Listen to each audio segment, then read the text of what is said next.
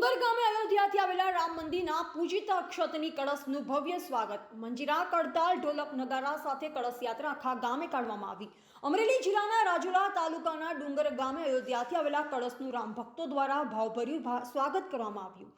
આગામી 22 જાન્યુઆરી અયોધ્યાની પવિત્ર ભૂમિ પર ભગવાન શ્રી રામલલ્લા મંદિરમાં પ્રવેશવા જઈ રહ્યા છે, ત્યારે દેશ દુનિયાના ભાવિ ભક્તોને આમંત્રિત કરવામાં આવ્યા છે. આગામી પોષ સુદ 12 તારીખ 22/1/2024ના રોજ મંદિરનો પુનઃ પ્રાણ પ્રતિષ્ઠા મહોત્સવ થવા જઈ રહ્યો છે, ત્યારે તેની પૂર્વ તૈયારી રૂપે તેમજ આમંત્રણ પત્રિકા સ્વરૂપે અયોધ્યાથી ચોખાનો કળશ મોકલવામાં આવ્યો છે. આ કળશ યાત્રા દ્વારા ભક્તોને ગામોગામ હરિદર્શન કરવામાં આવી રહ્યા છે, જે કળશ તારીખ 28/12/2023 શુક્રવારના રોજ ગામ ડુંગરે પહોંચતા ગ્રામજનોમાં ખુશી જોવા મળી. આ કળશને સર્વે હિન્દુ સમાજ દ્વારા ધામધૂમથી મંજીરા, કડતાલ, ઢોલક વગેરે સાથે લઈ કળશ યાત્રા કરવામાં આવી, જેમાં ભારી સંખ્યામાં ભાઈઓ અને બહેનો, વડીલો, નાના ભૂલકાઓ જોડાયા હતા.